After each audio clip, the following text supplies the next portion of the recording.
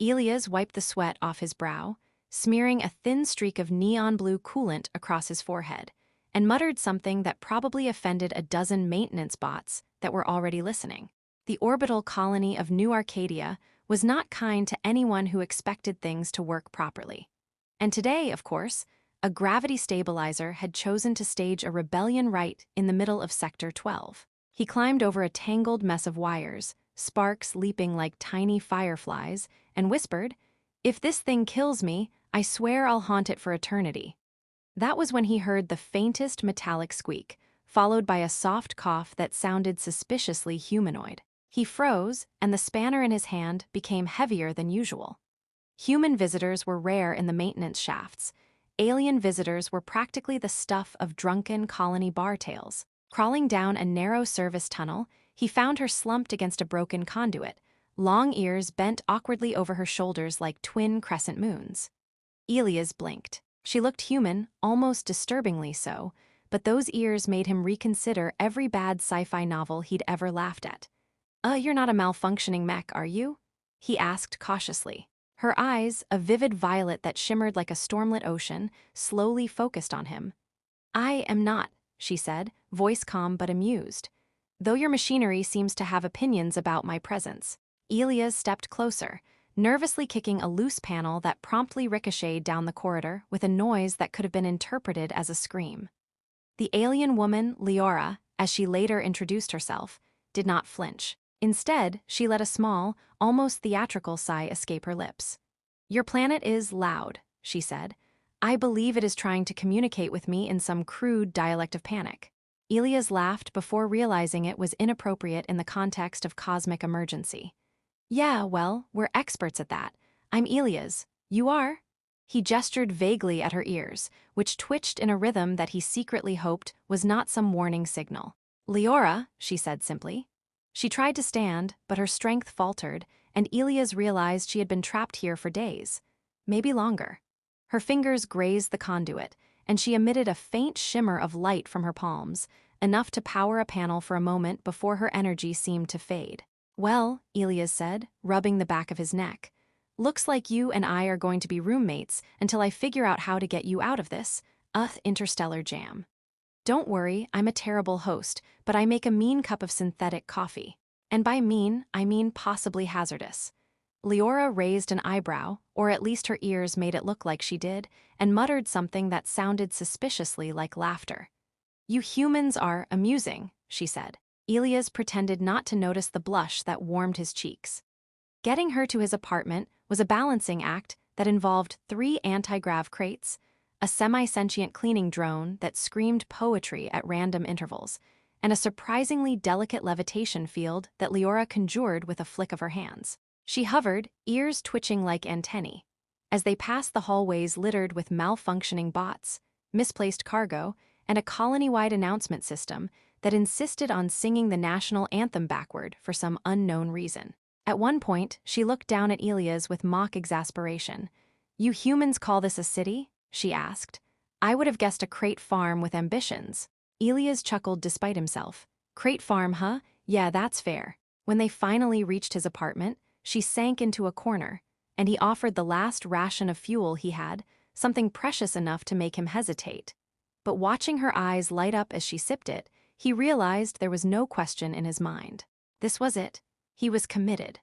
And as he stared out at the flickering viewports showing the orbiting planet below, Elias couldn't shake the feeling that helping Leora was going to do more than get him tangled in bureaucratic chaos or alien politics. Somewhere deep in the stars, a sequence had been set in motion, invisible and quiet, but unmistakably vast.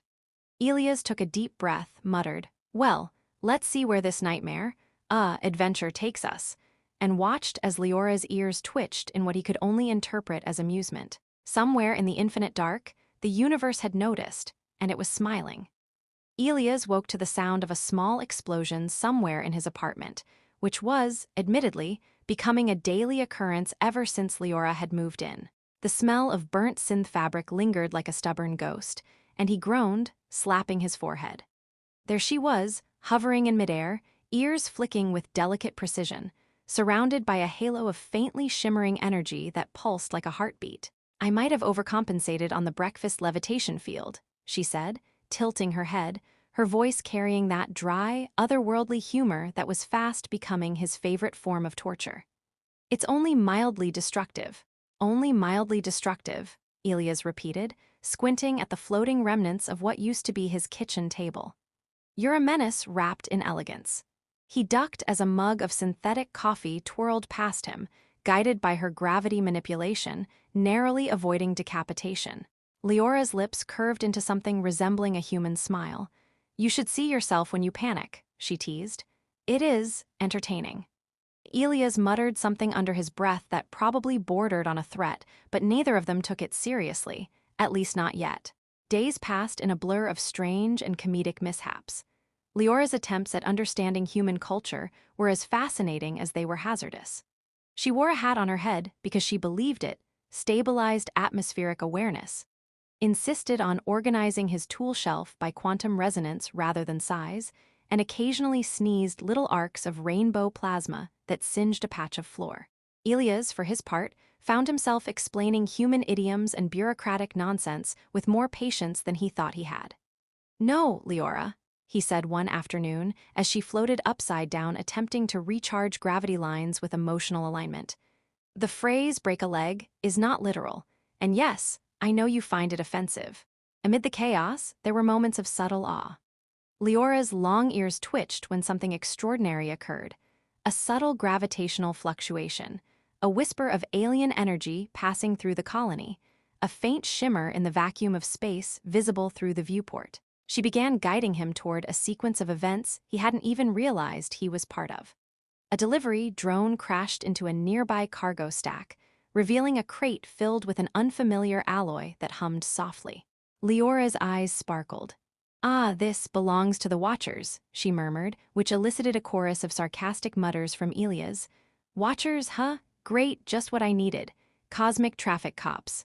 Yet even in the small absurdities, a larger picture began to emerge. Signals of unknown origin pulsed faintly across the colony's network, barely perceptible, but enough to make the AI systems hiccup and recite half-forgotten poetry about suns and wandering planets. Leora explained with a wink that these were breadcrumbs of fate, and Elias, rubbing his temples, realized he was walking a line between chaos and destiny. The universe, it seemed, had a sense of humor, and now he was tangled in it. Evenings were quieter, with the hum of orbiting machinery in the background and Leora floating nearby, tending to small anomalies with delicate control. She told him stories of the stars, galaxies shaped like ribbons, planets with sentient storms, civilizations that existed entirely in harmonic vibrations. Elias, sipping his coffee, the non-explosive kind, tried to interject jokes, and sometimes she laughed. A soft, musical sound that made the hair on his arms stand on end. You humans are persistent, she said once, and mildly amusing. But I must admit your chaos suits you. By the end of the week, they had established a rhythm that was both improbable and strangely comforting. Elias fixed malfunctioning generators, while Leora monitored cosmic signals, her ears flicking with precise attention, and her quips softened the tension of every precarious moment. And yet, through every misfired levitation field and every accidental plasma arc, the reality of what he had set in motion became undeniable. Elias had given his last chance to an alien stranger, and in doing so, had stepped into a current far larger than himself, one that twisted the rules of the colony, bent the laws of physics, and, as Leora so delightfully noted, made the universe grin in ways humans were rarely prepared for.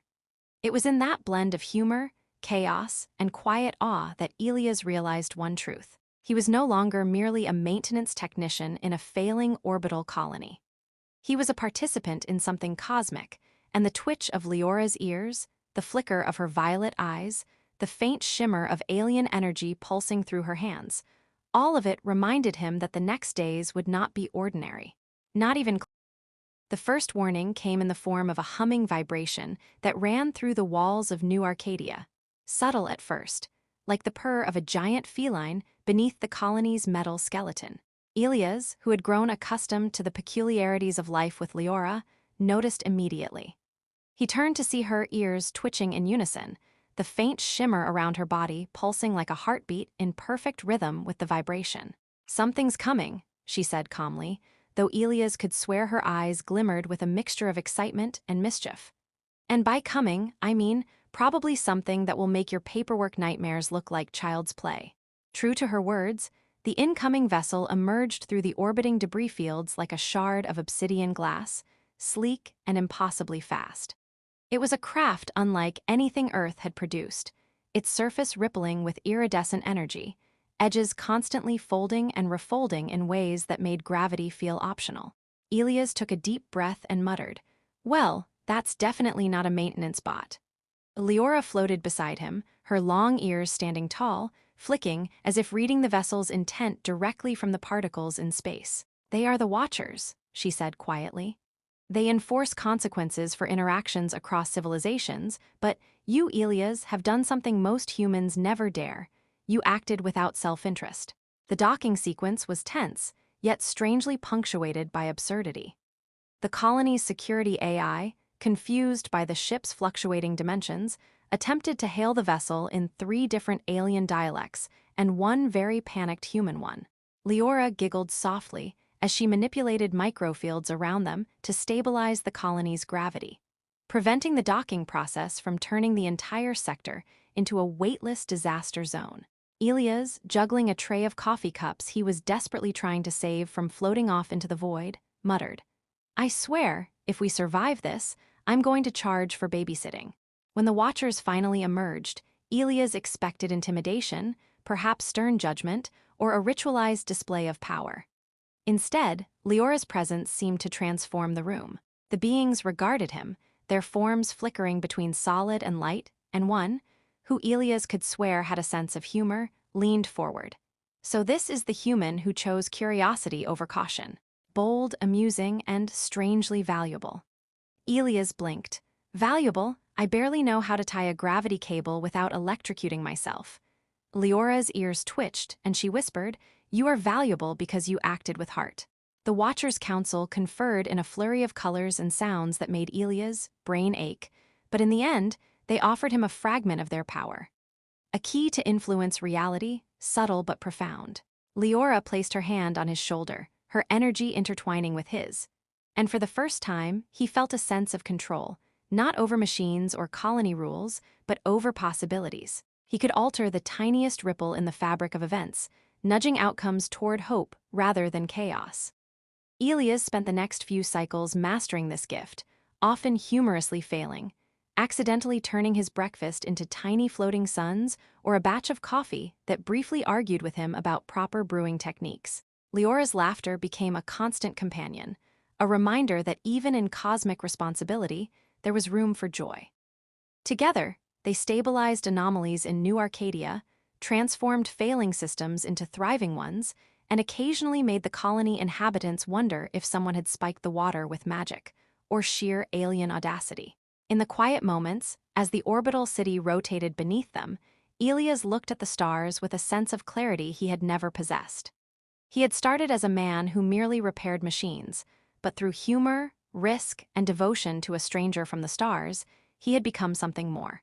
A guardian of potential, a bridge between worlds, someone who could laugh at chaos while holding it in his hands. Leora's long ears twitched as she watched him, eyes glimmering with approval. Finally, as the colony settled into a strange new rhythm and the Watchers departed, leaving behind the hum of possibility, Elias stepped onto the observation deck. Leora hovered beside him, and he laughed softly, realizing that life, destiny, and even the absurdity of the universe had aligned in ways he never expected.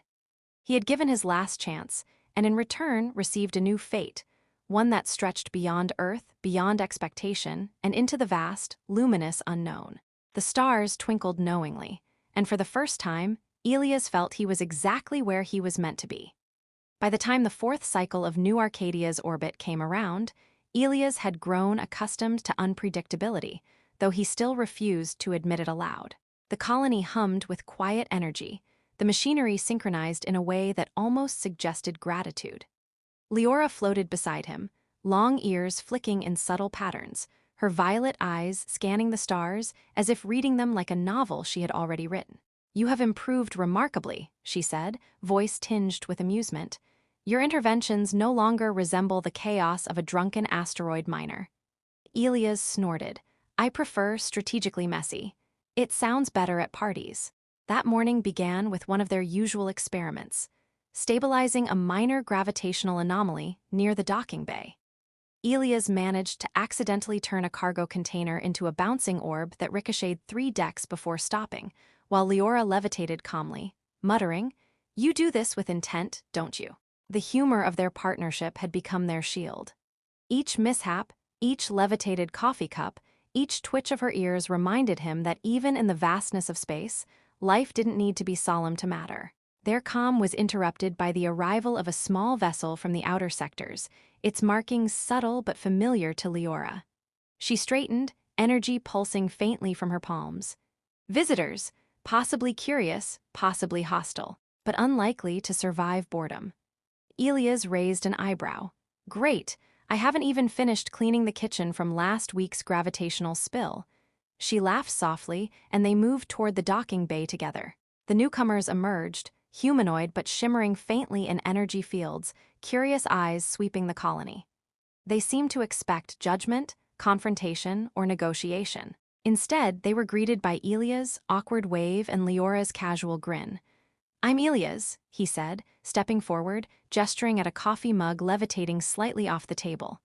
"Welcome, watch your step. The gravity occasionally disagrees with the laws of physics. Also, coffee, probably deadly but delightful." The beings blinked, processing this entirely human humor, and for a moment the tension dissolved. Leora's energy radiated subtly, guiding the newcomers to understand that this was not a colony to conquer, but a place of cooperation. She whispered something in a language of vibrations and light, and suddenly the situation, which could have spiraled into conflict, became a meeting of curious minds instead. Elias realized how much he had changed. He was no longer just a man repairing machines or surviving orbital bureaucracy.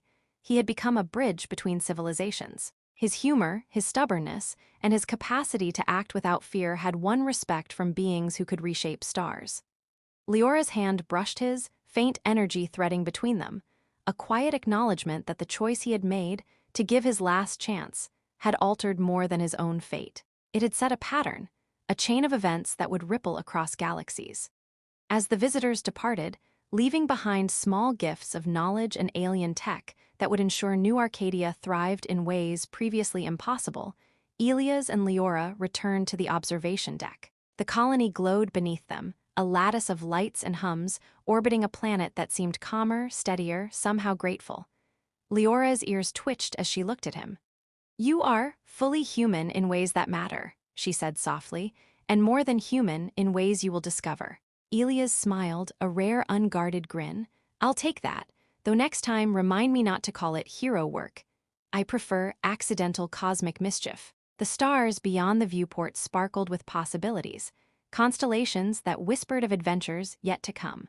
Elias, once a man confined by gravity and routine, now felt a sense of ownership over the threads of destiny itself. He had laughed, panicked, improvised, and acted with courage and humor. And as he glanced at Leora, whose ears flicked in silent amusement, he understood fully that the life he had sacrificed so much for, and the strange, improbable choices he had made, had given him more than a new fate. They had given him purpose, companionship, and a universe that now seemed to wait for his next joke, his next action, and perhaps his next miracle. He took a deep breath, letting the hum of the colony and the shimmer of distant stars fill him, and whispered to no one in particular, "Well, Leora, we did it. And somehow, it's just the beginning." Her ears twitched in agreement, and for the first time, Elias allowed himself to believe that giving everything for someone else had been the best gamble of his life. The universe, in its infinite humor and grandeur, had smiled,